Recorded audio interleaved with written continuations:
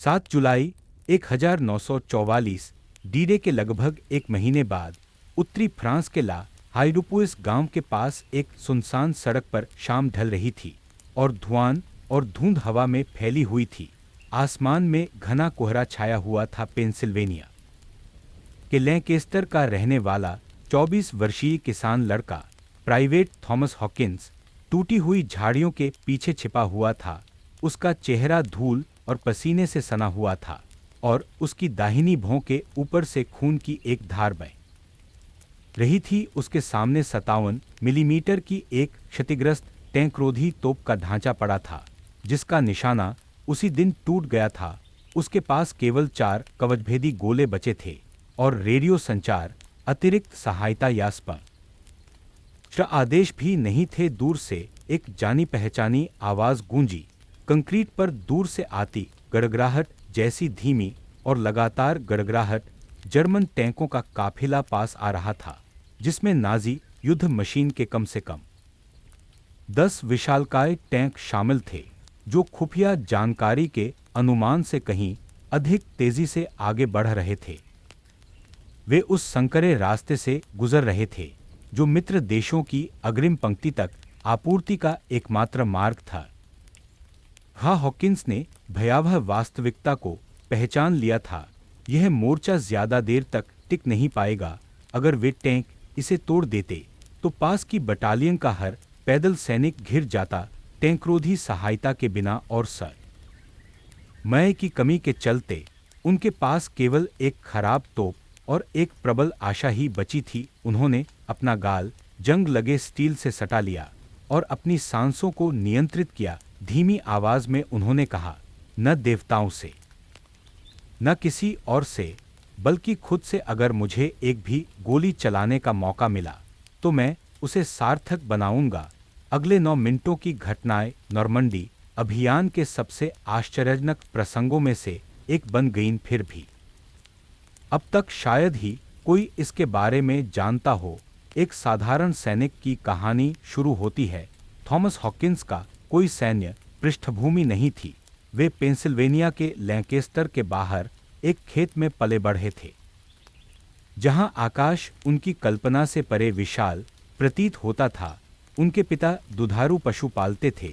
उनकी मां घर का कामकाज संभालती थी और 6 बच्चों को एक मशीन के पुर्जों की तरह व्यवस्थित करती थी। सबसे छोटा बेटा थॉमस अपने खेत में लगे बारों की तरह दुबला पतला था। उसके बाल चमकीले लाल थे और स्वभाव शांत था। लैंकेस्टर के ज्यादातर लड़कों को बेसबॉल पसंद था लेकिन थॉमस को शांत जंगल ज्यादा पसंद थे। सके पिता ने उसके 10वें जन्मदिन पर उसे एक छोटी 22 कैलिबर राइफल दी और वे सूर्योदय से पहले गिलहरी और खरगोश का शिकार करते थे। उसके पिता का नियम सीधा सादा था, गोलियां कभी बर्बाद मत करो। अगर ट्रिगर दबाना हो तो हवा की लय, हवा का भार और अपनी उंगलियों में दौड़ती धड़कन को महसूस करना जरूरी था। उसके पिता कहते थे, टॉमी, तुम अपनी आंखों से गोली नहीं चलाते, तुम अपनी सहज प्रवृत्ति से गोली चलाते हो। यही सरल सलाह बाद में युद्ध के दौरान एक जर्मन टैंक काफिले का भाग्य तय करने वाली थी। जब युद्ध उनके तटों तक पहुंचा तो थॉमस सेना में भर्ती होने से हिचकिचाया। पर्ल हार्बर पर हमले के अगले दिन हिंस परिवार अपने पुराने जेनिथ रेडियो के आसपास इकट्ठा हुआ ताकि राष्ट्रपति रूजवेल्ट का भाषण सुन सके। तब तक उनके भाई परिवार बसा चुके थे और खेतों का प्रबंधन कर रहे थे। थॉमस अभी भी ट्रैक्टर ठीक करने और गायों की देखभाल करने में लगे हुए थे। 1943 में उन्हें शांति की उम्मीद थी। युद्ध में उनका नाम अभी तक नहीं आया था लेकिन एक चयनात्मक सेवा भर्ती नोटिस के साथ सब कुछ बदल गया। एक साधारण डफल बैग और अपने परिवार के पालतू कुत्ते रेक्स की एक तहकी हुई तस्वीर के साथ वे फोर्ट बेनिंग जॉर्जिया के लिए रवाना हुए। बुनियादी प्रशिक्षण एक कठिन परीक्षा थी जिसमें जॉर्जिया की गर्मी, धूल और कठोर प्रशिक्षण देने वाले सार्जेंटों का सामना करना पड़ा। हॉकिंस सबसे मजबूत या सबसे तेज न होने के बावजूद दृढ़ निश्चय साबित हुए खुले मैदानों को पढ़ने की उनमें वैसी ही कुशलता थी जैसी कभी जंगलों को पढ़ने की थी। और जब वे निशाने पर लगते थे तो वे बस निशाना साधकर बिना किसी शोर शराबे के दोबारा गोली चला देते थे। एक प्रशिक्षक ने तनाव में उनकी शांत रहने की क्षमता को पहचाना और उन्हें 57 मिलीमीटर बंदूक के साथ टैंकरोधी प्रशिक्षण में स्थानांतरित कर दिया। ब्रिटिश इसे 6 पाउंडर कहते थे, लेकिन हॉकिंस इसे खच्चर की तरह देखते थे, शक्तिशाली, कठोर, फिर भी सटीक। उन्होंने आंखें बंद कर के भी इसे खोलना, तेल लगाना और फिर से जोड़ना सीख लिया। 1943 की सर्दियों में वह केवल ध्वनि के आधार पर दूरियों का अनुमान लगाता था, हवा को चीरती तोपों की सीटी की बदलती हुई पिच को समझने की कोशिश करता था। हॉकिंस खुद को हीरो नहीं मानता था, वह खुद को केवल उस व्यक्ति के रूप में देखता था जिसने खच्चर को खाना खिलाया। घर भेजे पत्रों में वह अपनी भूमिका के बारे में मजाक करता था। उसकी मां हर रविवार को जवाब देती थी, उसे बहादुर लेकिन सतर्क रहने के लिए कहती थी। वह हर पत्र को अपनी जेब में सुरक्षित रखता था, उनसे शक्ति प्राप्त करता था। मई 1944 में उसकी टुकड़ी इंग्लैंड जाने वाले एक सैनिक जहाज पर सवार हुई। समुद्री यात्रा लगभग 10 दिनों तक चली। चारपाइयों में तेल और नमक की तीखी गंध फैली हुई थी। तीसरी रात उसने अनुभवी सैनिकों को जर्मन टैंकों के बारे में बात करते सुना। वे पेंजर टैंक जिन्हों ने 1940 में फ्रांस को तबाह कर दिया था। उनका दावा था कि उनका कवच इतना मजबूत था कि छोटे गोले कंकड़ की तरह उछल जाते थे। पेंजर नाम ही भय का भाव लिए हुए था, एक गड़गड़ाहट, लगभग मानवीय खतरे का। हॉकिंस चुप रहे। इसके बजाय वे इस बात पर विचार कर रहे थे कि केवल बंदूक चलाने वाले दल और सीमित मात्रा में गोलियों के साथ उन मशीनों में से किसी एक का सामना करना कैसा होगा। जुलाई की शुरुआत तक शुरुआती आक्रमण के बाद वे नॉर्मंडी में और आगे बढ़ रहे थे। कमांडर नॉर्मंडी में तंबों की कतारों से गुजरते हुए अपने उद्देश्य को मजबूत कर रहे थे, हिटलर के किलेबंदी को तोड़कर यूरोप को आज़ाद कराना। हॉकिंस ने अपने हथियार का निरीक्षण किया, अपना राशन पैक किया और चुप रहे। वे आज़ादी या प्रसिद्धि के बारे में नहीं सोच रहे थे, इसके बजाय वे इस बात पर विचार कर रहे थे कि शुरुआती गोलीबारी के बाद भी पेंसिल वेनिया के झींगुरों की आवाज़ गूंजेगी या नहीं। 4 दिनों में वे नॉर्मंडी में अग्रिम मोर्चे पर पहुंचेंगे। उसी 57 मिलीमीटर की तोप को कीचड़ में घसीटते हुए उनका दिल डर से नहीं बल्कि कर्तव्य से धर कर रहा था। जैसा कि उनके सार्जेंट ने कहा था, वे एक आम आदमी थे जो एक असाधारण परिस्थिति का सामना कर रहे थे। स्टील का काफिला आगे बढ़ता है। उस सुबह ला हाइडुपुई गांव में अजीब सी खामोशी छाई हुई थी। नॉर्मंडी के कई अन्य कस्बों की तरह ही लहराती हुई झाड़ियों और संकरी ग्रामीण सड़कों के बीच बसा हुआ था। पत्थर के घर, स्लेट की छतें और नम मिट्टी की महक इसकी विशिष्ट विशेषताएं थीं। 7 जुलाई 1944 तक अमेरिकी अग्रिम पंक्ति यूटा बीच से दक्षिण की ओर झाड़ियों के बीच से आगे बढ़ी, जिसका उद्देश्य जर्मन सेना की अतिरिक्त टुकड़ियों को रोकना और उनके पुनर्गठित होने से पहले महत्वपूर्ण सड़कों पर कब्जा करना था। हालांकि खुफिया जानकारी एक महत्वपूर्ण जानकारी को पहचानने में विफल रही। जर्मन टैंकों का एक दस्ता तेजी से उत्तर की ओर बढ़ रहा था। सिपाही थॉमस हॉकिंस और उनके तोप दल को पूर्वी कस्बे की ओर जाने वाले रास्ते की रक्षा का जिम्मा सौंपा गया था।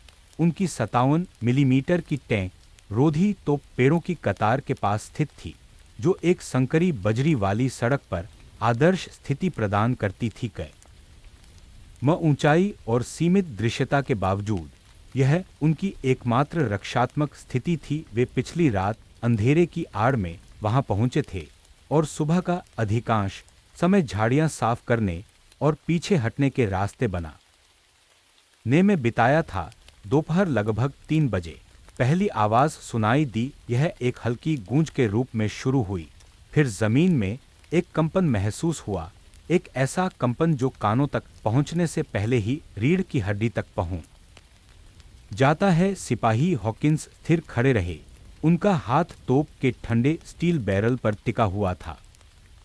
प्राइवेट किन्नी ने गोला बारूद के डिब्बे से नजरें उठाकर बुदबुदाते हुए कहा, क्या तुम्हें वह आहट सुना ई दे रही है? आवाज तेज होती चली गई, सिर्फ एक इंजन की नहीं, कई इंजनों की पहियों की गड़गड़ाहट, गियरों की खड़खड़ाहट और भारी भरकम मशीनों की गहरी गर्जना साफ सुनाई दे रही थी। हॉकिंस झाड़ियों के पीछे छिपे अपने ठिकाने से बाहर निकला और अपना दूरबीन उठाया। कोहरे और धुंध में भी उसने उन्हें देखा। भूरे रंग के टैंकों पर काले निशान, 3 से ज्यादा मार्क आईवी टैंक, उनके साथ बख्तरबंद हाफ ट्रैक और सप्लाई ट्रक भी थे। उसने अंदाजा लगाया कि लगभग 10 या उससे ज्यादा वाहन थे। यह कोई सामान्य गश्त नहीं थी, यह एक पूर्ण पैमाने पर मशीनीकृत जवाबी हमला था। जिस सड़क पर वे चल रहे थे वह संकरी थी, लेकिन सीधे ला हेलेरुपोइस की ओर जाती थी। अगर वे रक्षा पंक्ति तोड़ देते तो गांव हाथ से निकल जाता और अंदर मौजूद पैदल सेना पर कब्जा हो जाता। हॉकिंस ने अपनी दूरबीन नीचे कर ली। रेडियो सहायता के लिए कॉल करने का समय नहीं था, न हवाई कवर था, न तोपखाना। केवल 4 आदमी, एक खराब तोप और कवच भेदने वाले गोला बारूद की थोड़ी मात्रा। सुबह हुए एक गोले के हमले से उनका निशाना टूट गया था और उसकी सटीकता कम हो गई थी। कहीं से भी नए निशाने नहीं मिल रहे थे। हॉकिंस ने अपनी टीम से कहा, हम उन्हें पूरी तरह रोक तो नहीं सकते, लेकिन उन्हें कुछ देर के लिए रोक जरूर सकते हैं। पसीने से तरबतर प्राइवेट किन्नी ने पूछा, कितने गोले बचे हैं? हॉकिंस ने जवाब दिया, सिर्फ 4। बाकी लोग एक दूसरे की ओर देखने लगे और सन्नाटा छा गया। हॉकिंस घुटनों के बल बैठ गए, तोप के पिछले हिस्से को छुआ और अपनी आंखें बंद कर ली। पूर्णविराम। उन्हें मशीनों के आने की लयबद्ध आहट दूर से आती ढोल की थाप जैसी सुनाई दे रही थी। हवा में धातु जैसी गंध फैली हुई थी जो जंग और बारिश का संकेत दे रही थी। उन्हें डर तो नहीं लग रहा था, बल्कि एक कंपकंपी भरी स्पष्टता थी। यह समझ की मदद नहीं आ रही है, वे अलग थलग पड़ गए हैं और हर पल कीमती है। सबसे आगे वाला टैंक नजर आने लगा। इससे पहले प्राइवेट थॉमस हॉकिंस ने कभी भी वास्तविक युद्ध में 57 मिलीमीटर की डी टैंक तोप नहीं चलाई थी, लेकिन उन्होंने इस मौके के लिए जॉर्जिया के दलदली मैदानों में कई बार सावधानीपूर्वक अभ्यास किया था। दूर के जंगल को आगे बढ़ते टैंकों के काफिले के रूप में कल्पना करते हुए। हालांकि यहाँ स्थिति बिल्कुल अलग थी, यह वास्तविक थी, गलतियों की कोई गुंजाइश नहीं थी। सबसे आगे वाला पेंजर टैंक कोहरे को चीरता हुआ लोहे की मुट्ठी की तरह आगे बढ़ा और यह एक मार्क आईवी था जो जर्मन बख्तरबंद डिवीजनों का मुख्य हथियार था, जिसका वजन 30 टन था, जिसमें 75 मिलीमीटर की रैपिड फायर तोप लगी थी और इसका कवच इतना मजबूत था कि छोटे हथियारों और हल्के विस्फोटकों को भी बेअसर कर सकता था। वह इसे भय पैदा करने के लिए बनाया गया था और वास्तव में इसने ऐसा किया भी। प्राइवेट किन्नी पहले से ही गोला बारूद के डिब्बे के पास थे। उनके दस्ताने पहने हाथ कांप रहे थे जब उन्होंने पहला कवचभेदी गोला उठाया। हॉकिंस ने क्षतिग्रस्त दृष्टि के बावजूद लक्ष्य खोजने की कोशिश करते हुए तोप को संरेखित किया। उन्होंने बैरल के अंदर देखा, लेकिन उन्हें केवल धुंधलापन दिखाई दिया। उन्होंने इन ओर समायोजित किया, लेकिन फिर भी निशाना सटीक नहीं था। स्पष्ट निशाना लगाना असंभव लग रहा था। हम देख नहीं सकते, उसने धीरे से कहा। अब हमारी अगली चाल क्या है? किन्नी ने पूछा। हॉकिंस चुप रहा, आसपास के नज़ारे का जायजा लेता रहा। आगे का रास्ता लगभग 200 गज दूर एक छोटे पत्थर के पुल पर संकरा हो गया था। पुल के आगे सड़क एक हल्की ढलान पर घूमती हुई जा रही थी, जो एक बार में एक टैंक के लिए भी मुश्किल से ही जगह दे रही थी। उसने पुल के किनारे पर नमी देखी, कटाव जो हाल ही में हुई बारिश के कारण नीचे बहते पानी का संकेत था। वह टैंक पर निशाना नहीं लगा रहा था, वह सड़क पर निशाना लगा रहा था। तैयार हो जाओ, उसने आदेश दिया। क्या तुम निश्चित हो? किन्नी ने पूछा। नहीं, लेकिन मैं अनुमति नहीं मांग रहा हूं।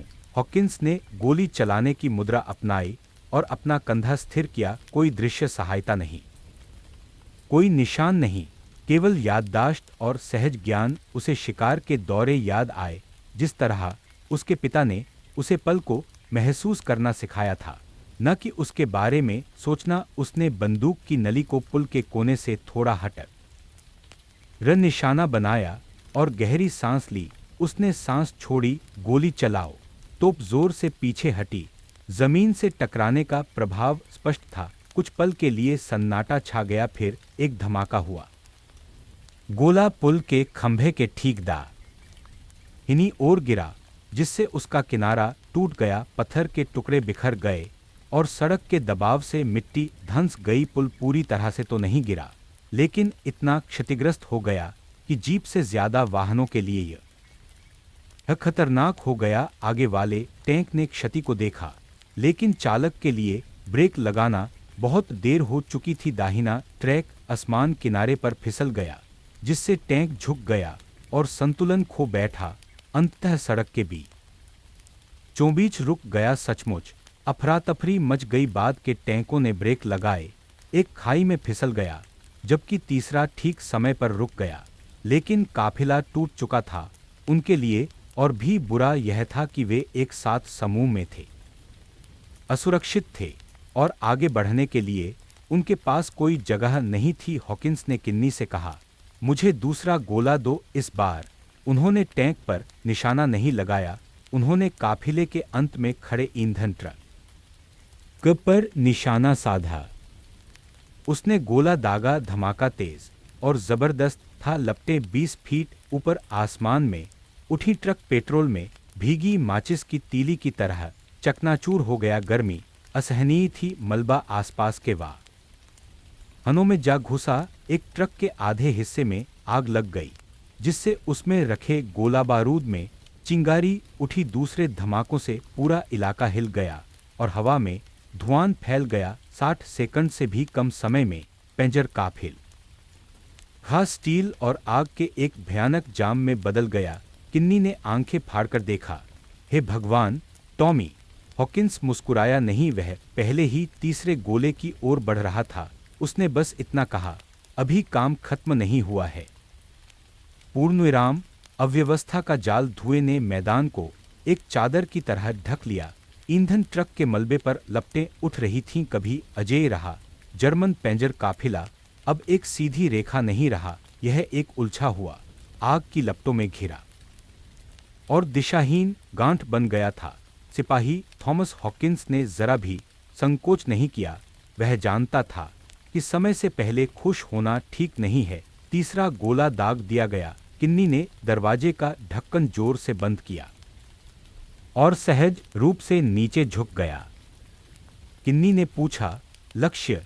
हॉकिंस ने जवाब दिया, उस टैंक की ओर इशारा करते हुए जो मुड़ने की कोशिश कर रहा था। एक पैंथर टैंक, चिकना, भारी कवच वाला और सामान्य मार्क IV से कहीं अधिक मजबूत, एक खुले मैदान में घुस आया था। घात क्षेत्र से पीछे हटने की कोशिश कर रहा था। यह एकमात्र टैंक था जिसमें घूमने के लिए पर्याप्त जगह थी। अगर यह मुक्त हो जाता तो यह अमेरिकी मोर्चे को घेर सकता था या इससे भी बुरा, अतिरिक्त सैनिकों को बुला सकता था। हॉकिंस ने तोप को थोड़ा समायोजित किया, मन ही मन ऊंचाई और दूरी का अनुमान लगाया। वह चुप रहा। उसने बस ट्रिगर दबा दिया। 57 मिमी का गोला धुएं से भरी हवा में उड़ता हुआ पैंथर के पिछले कवच से टकराया। इस प्रहार से टैंक तुरंत नष्ट नहीं हुआ, लेकिन इंजन को नुकसान पहुंचा। पीछे से काला धुआं निकलने लगा। टैंक कुछ फीट आगे बढ़ा और फिर रुक गया। अब जर्मन सेना में अफरा तफरी मच गई थी।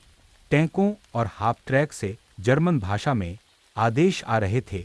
कुछ सैनिक उतरे और छिपने के लिए भागे। कुछ अन्य लोगों ने पेड़ों की कतार की ओर अंधाधुंध गोलियां चलाईं, मानो वे किसी ऐसे दुश्मन को ढूंढ रहे हों जिसे वे देख नहीं सकते थे। क्या वे अमेरिकी थे? उनमें से 4 क्षतिग्रस्त तोप, लगभग आधा दर्जन गोले और कमजोर सुरक्षा के पीछे छिपे हुए थे। हालांकि हॉकिंस के पास एक ऐसा फायदा था जो जर्मनों के पास नहीं था, गति पर नियंत्रण। हर बार जब वह गोली चलाता तो वह उन्हें जवाबी कार्रवाई करने के लिए मजबूर कर देता। हर ठहराव, हर धमाका दुश्मन की निगाहों में अनिश्चितता की हर झलक, वह उसका फायदा उठाता। गोला संख्या 4, हॉकिंस ने पुकारा। किन्नी हिचकिचाया। इसके बाद हमारे पास सिर्फ एक ही बचा है, तो चलिए इसे निर्णायक बनाते हैं। उसने तोप का निशा ना सड़क के बीचों बीच साधा, जहां 2 टैंक अव्यवस्थित रूप से अगल बगल फंस गए थे। एक ने जलते हुए मलबे के चारों ओर से निकलने की कोशिश की, लेकिन अपने साथी से टकरा गया। उनके ट्रैक जाम हो गए, जिससे एक बेहद रीन निशाना बन गया। तोप ने एक बार फिर गोली चलाई। इस बार गोला मार्क IV के बुर्ज के ठीक नीचे लगा। नीचे से चिंगारियां और आग फूट पड़ी। टैंक पूरी तरह रुकने से पहले जोर से डगमगाया। इसमें विस्फोट तो न ही हुआ, लेकिन इसे निष्क्रिय कर दिया गया, इसे गतिहीन कर दिया गया। युद्धक्षेत्र के ठीक बीचों बीच 50 टन का एक ढांचा। हमले की शुरुआत के बाद पहली बार हॉकिंस ने एक अपरिचित आवाज सुनी। सन्नाटा, न की गर्जना, न आदेश की गर्जना, बस आग की चटक, गोला बारूद की आवाज और ठंडे होते कवच की धीमी धातु की गड़गड़ाहट।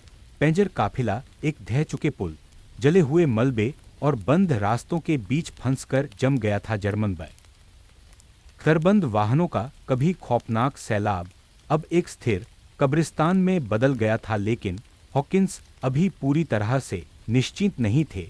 वह सावधानी से आगे बढ़े, क्षितिज का जायजा लेते हुए। कुछ गड़बड़ थी। बहुत शांत, बहुत खामोश। तभी उन्होंने उसे देखा, एक पैंथर जो अभी भी चालू हालत में था, दूर बाईं ओर जंगल से धीरे धीरे आगे बढ़ रहा था। वह धीरे धीरे, चुपचाप, आड़ लेते हुए एक शिकारी की तरह आगे बढ़ रहा था।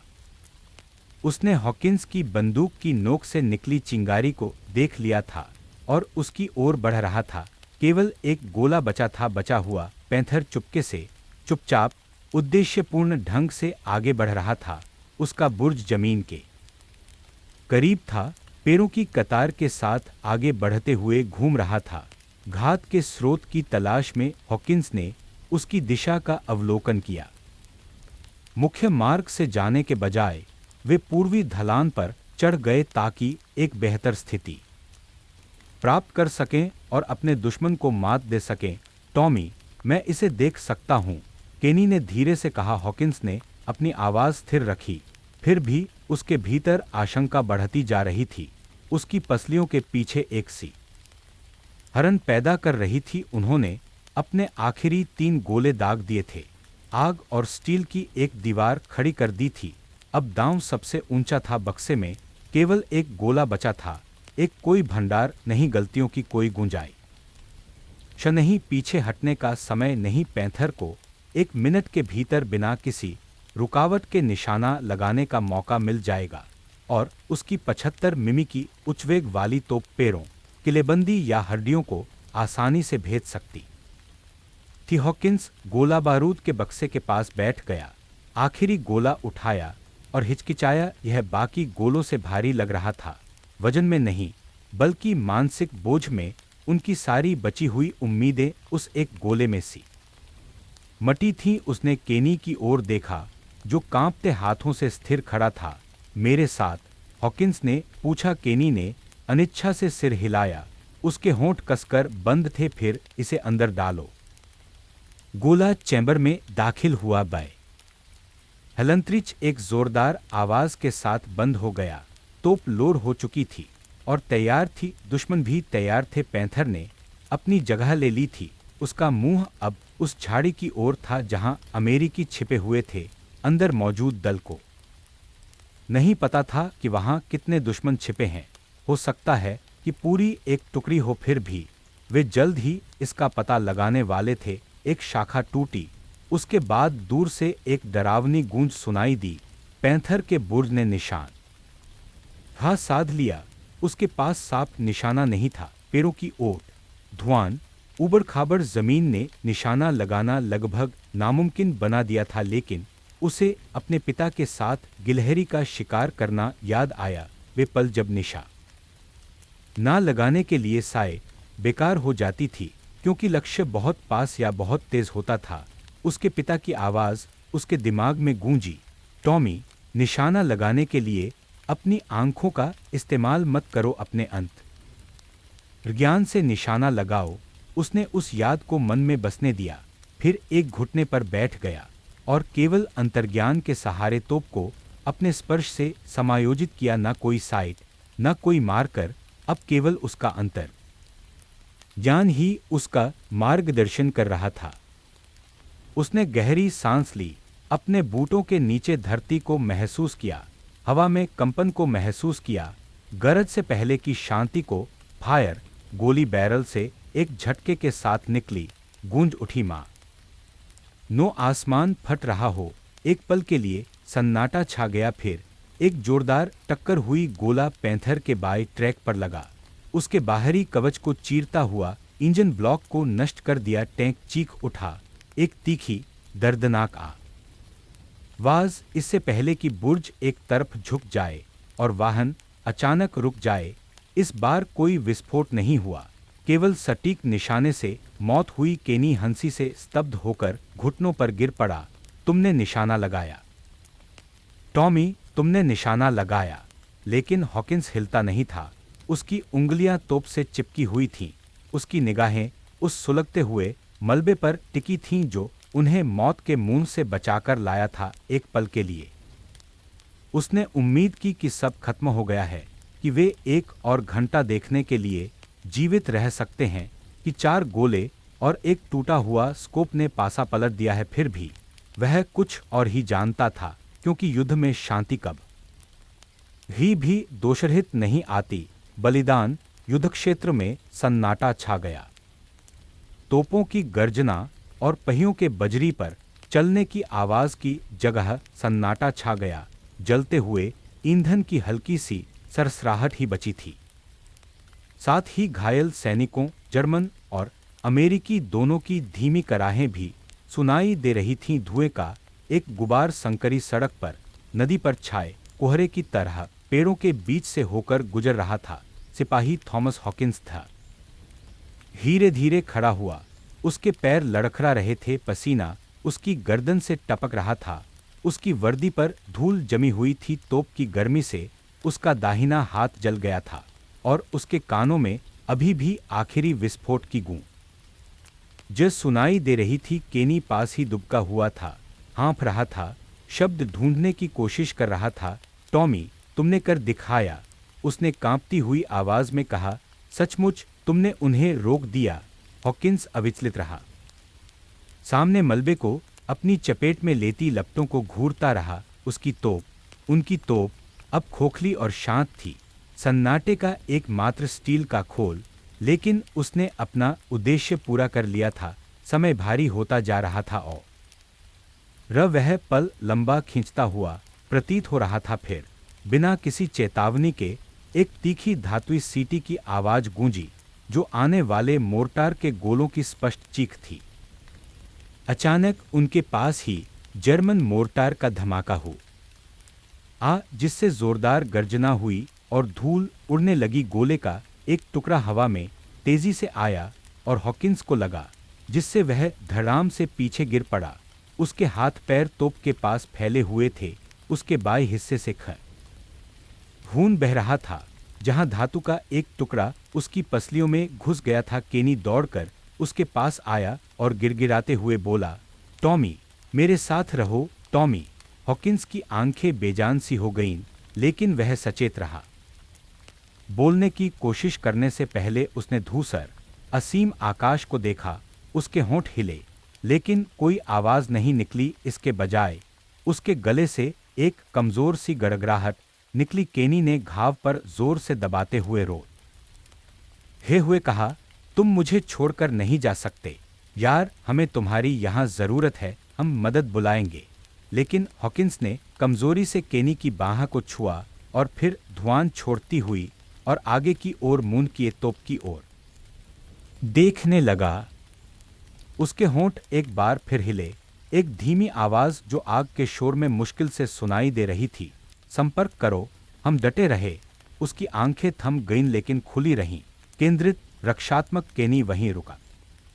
वह अपने दोस्त को गोद में लिए जब तक 20 मिनट बाद चिकित्सा सहायता नहीं आ गई। उन्होंने तोप को लावारिस पाया, खून से लथपथ, अभी भी उसी जगह पर निशाना साधे हुए जहां आखिरी पैंथर गिरा था, और उसके बगल में सर सिपाही थॉमस हॉकिंस लेटा हुआ था, शांत, गतिहीन, एक हाथ ब्रीच लीवर पर टिका हुआ, मानो उसने कभी अपनी पकड़ छोड़ी ही न हो। वह पीछे नहीं हटा, डरा नहीं, पीछे नहीं हटा, और धुंध के बाद उसने उस दुनिया को फिर कभी नहीं देखा जिसकी उसने रक्षा की थी। जब तक अतिरिक्त बल पहुंचा, सूरज मामूली नॉर्मन पहाड़ियों के पीछे डूबने लगा था। वातावरण धूल से भरा हुआ था। धरती अब टैंकों के कंपन से नहीं, बल्कि सुलगते मलबे के बीच सावधानी से आगे बढ़ते कदमों की धीमी आहट से कांप रही थी। 79वीं इन्फेंट्री डिवीजन की एक स्काउट जीप घात स्थल की सीमा पर आकर रुक गई। प्रथम लेफ्टिनेंट रैंडल वुड्स दृश्य देखकर स्तब्ध रह गए। 12 वाहन या तो नष्ट हो चुके थे या लावारिस पड़े थे, जिनमें 4 टैंक, पेंजर और एक पैंथर टैंक शामिल थे, जो अब जले बुझे, विकृत और निष्क्रिय हो चुके थे। एक ईंधन ट्रक मात्र एक काला ढांचा बनकर रह गया था। एक ट्रक अभी भी दूर से रुक कर पटाखों की तरह फट रहा था। जर्मन और अमेरिकी दोनों सैनिकों के शव मैदान में सन्नाटे में बिखरे पड़े थे। वुड्स ने अपने रेडियो ऑपरेटर से कहा, यह हवाई सहायता नहीं है। उन्होंने कहा, किसी हवाई हमले का अनुरोध नहीं किया गया था, तो फिर इस विनाश का कारण क्या था? चिकित्साकर्मियों ने प्राइवेट किन्नी को एक शव के पास पाया, जो खून से लथपथ तिरपाल से ढका हुआ था। यह हॉकी इंसा का शव था। उसका एक हाथ तोप के पास था, किन्नी उससे लिपटा हुआ था। शुरू में उसे छोड़ना नहीं चाहता था, बस आगे घूर रहा था। उसके होंठ कसकर बंद थे, उसका जबड़ा अकड़ा हुआ था, मानो वह कुछ ऐसा छुपा रहा हो जिस वह कभी जुबान से नहीं कह सकता। अंततः एक पादरी उसके पास घुटनों के बल बैठा और पूछा, क्या उसकी मृत्यु तुरंत हुई? किन्नी ने शांत भाव से उत्तर दिया, वह दृढ़ता से खड़े खड़े ही मर गया। लेफ्टिनेंट सन ने गहन निरीक्षण का आदेश दिया। उनके अधीनस्थों ने गोले के प्रभाव स्थलों, गड्ढों की ढलानों और विकृत प्रक्षेप पथों का आकलन किया। उन्हें केवल एक अमेरिकी टैंकरोधी चौकी 57 मिमी तोप क्षतिग्रस्त मिली, जिसका स्कोप चकनाचूर हो चुका था, धूल और खून से सना हुआ था, और बैरल से अभी भी धुआं निकल रहा था। यह तर्क से परे था।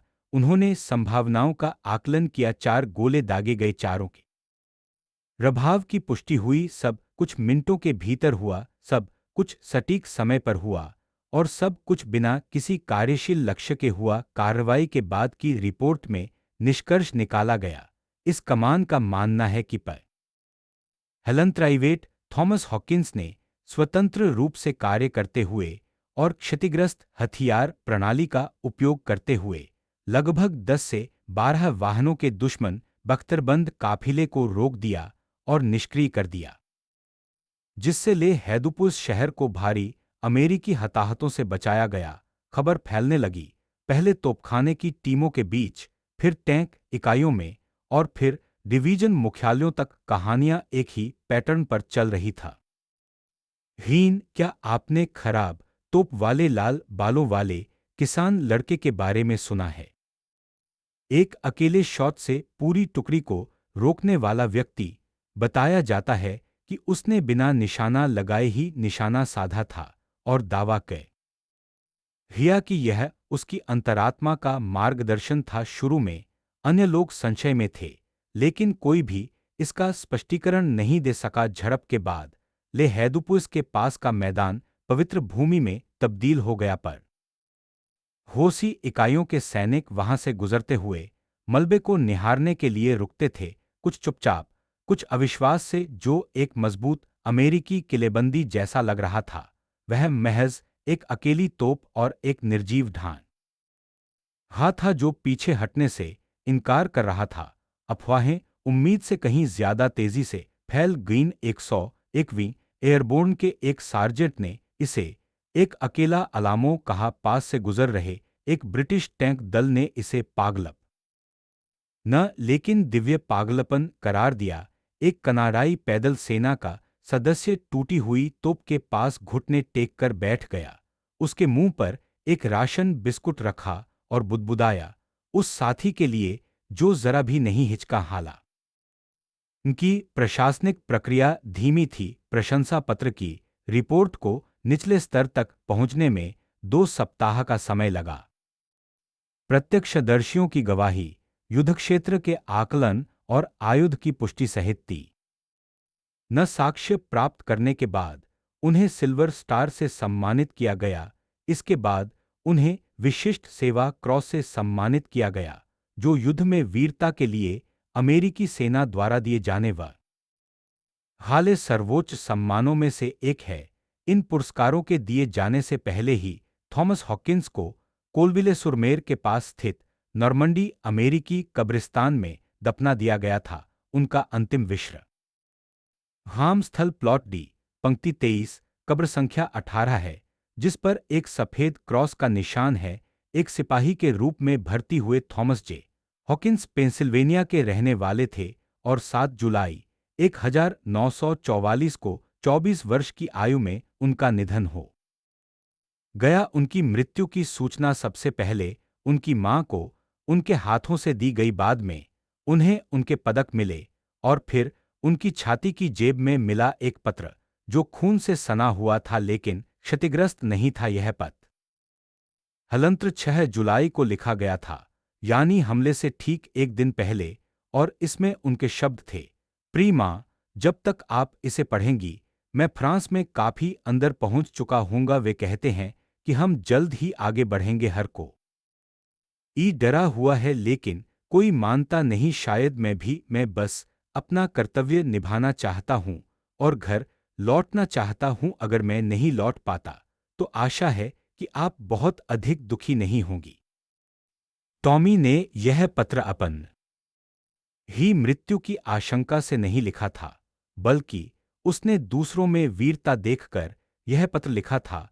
अगर मैं वापस न लौटूं तो पिताजी को बता देना कि मुझे गिलहरियों की याद आ गई, वे समझ जाएंगे। तुम्हारा प्यारा टॉमी। जीवन भर उसकी मां ने इस पत्र को अपनी बाइबिल में संभाल कर रखा। कई वर्षों बाद लैंकेस्टर काउंटी में एक युद्ध स्मारक के उद्घाटन के दौरान वह गरिमापूर्ण भाव से खड़ी रहीं। वह रोई नहीं, उन्होंने बस स्मारक को निहारा, अपने दस्ताने वाले हाथ से अपने बेटे के नाम पर धीरे से हाथ फेरा और कहा कि वह जल्दबाज नहीं था, बल्कि उसने नेक काम करने के लिए किसी की अनुमति का इंतजार नहीं किया। कई दशक बीत गए, युद्ध समाप्त हुआ, शहर फिर से बसे, देश तरक्की करते रहे, फिर भी थॉमस हॉकिंस की कहानी फीकी नहीं पड़ी। यह प्रशिक्षण शिविरों की कहानियों में बनी रही, प्रशिक्षकों से प्रशिक्षुओं अनुस्वर तक सुनाई जाती रही। इसका जिक्र युद्ध नियमावली में किया गया, नाम से नहीं बल्कि युद्ध के दबाव में त्वरित सोच के उदाहरण के रूप में। ओक्लाहोमा के फोर्ट सिल में नौसिखिए तोपचियों को एक बार हॉक हिंस पोजीशन नामक एक आरेख दिखाया गया था। वे न तो प्रसिद्ध थे और न ही फिल्मों में चित्रित किए गए। कोई स्मारक उनकी छवि को प्रतिबिंबित नहीं करता। फिर भी उन लोगों के बीच जिन्होंने केवल साहस और ले के बल पर एक पेंजर टैंक का सामना करने की गंभीरता को समझा था, उनका नाम महत्व रखता था। नॉर्मंडी में स्थानीय लोग आज भी उन्हें याद करते हैं। जिस सड़क पर झड़प हुई थी उसका नाम बाद में बदलकर चेमी नडू कैनन सोलिटेयर रख दिया गया, जिसका अर्थ है एकल तोप की सड़क। पूर्णविराम यह नामकरण बिना किसी धूमधाम, भव्य समारोह या रिबन काटने के, बस जुलाई में खिलने वाले अफीम के फूलों के बीच एक खंभे पर एक लकड़ी का बोर लगा दिया गया। हर साल युद्ध की वर्षगांठ पर फ्रांसीसी स्कूली बच्चों का एक छोटा समूह आता है और पुरानी बाड़ पर फूल चढ़ाता है। उनमें से अधिकांश पूरी कहानी से अनजान हैं। उनके शिक्षक उन्हें बताते हैं, यहाँ एक अकेला आदमी खड़ा था और उसी के इस दृढ़ संकल्प ने हमें स्वतंत्रता दिलाई। ऐसी कहानियों को मिथक मानकर खारिज करना आसान है, यह सोचकर कि कोई अकेला व्यक्ति टैंकों, आग, भय और तूफानों का सामना नहीं कर सकता। हालांकि युद्ध केवल सेनापतियों, हवाई हमलों या रणनीतिक मानचित्रों से ही नहीं जीते जाते, वे अक्सर अप्रत्याशित स्थानों पर अप्रत्याशित व्यक्तियों द्वारा तय किए जाते हैं। ऐसा ही मामला सिपाही थॉमस हॉकिंस का था। वह असाधारण नहीं थे, उनकी निशानेबाजी अचूक नहीं थी, वह वीरता के लिए प्रयासरत नहीं थे। उन्होंने बस एक ऐसी बात समझ ली थी जिसे बहुत से लोग नजरअंदाज कर देते हैं कि भारी ताकत के सामने एक चीज जो दुश्मन अनुमान नहीं लगा सकता, वह है साहस। उनका दूरबीन क्षतिग्रस्त हो गया था, उनकी टीम बिखर गई थी, उनका हथियार पुराना था, लेकिन उनका दृढ़ संकल्प अटूट अड़िग। यह संकल्प पद या प्रसिद्धि से नहीं आया था, यह यादों से उपजा था। उनके पिता की आवाज की, पेंसिल्वेनिया के खेतों की, एक छोटी शिकार राइफल की और युद्ध की तरह ही शाश्वत एक पुराने नियम की, कभी भी अपना मौका बर्बाद न करे। हॉकिंस ने सिर्फ अपनी आंखों से ही निशाना नहीं साधा, बल्कि अपने पूरे जीवन से। उन्होंने सिर्फ टैंकों के काफिले को रोका ही नहीं, बल्कि भय को उसकी वर्तमान स्थिति से 1 इंच भी आगे बढ़ने से रोक दिया। इस कार्य से उन्होंने हमें सिखाया कि युद्धक्षेत्र हमेशा स्थान नहीं होते, कभी कभी वे क्षण, सांसें, विकल्प या गोलियां होती हैं। उन्होंने अपनी गोली चलाई और वह मायने रखती थी। अब हम आपसे जानना चाहते हैं, थॉमस हॉकिंस की कहानी के किस पहलू ने आप पर सबसे अधिक प्रभाव डाला? उनकी आखिरी गोली, घर भेजा गया उनका पत्र, या यह साधारण तथ्य कि किसी ने भविष्यवाणी नहीं की थी कि वे इतिहास बदल देंगे, फिर भी उन्होंने ऐसा किया? टिप्पणियों में अपने विचार साझा करें। यदि आपको लगता है कि और भी लोगों को इस तरह की कहानियां सीखनी चाहिए, ऐसी कहानियां जो अक्सर इतिहास की किताबों में अनखी रह जाती हैं, तो कृपया इस वीडियो को साझा करें, क्योंकि कभी-कभी एक छोटा सा प्रयास भी सबसे शक्तिशाली प्रभाव पैदा करता है।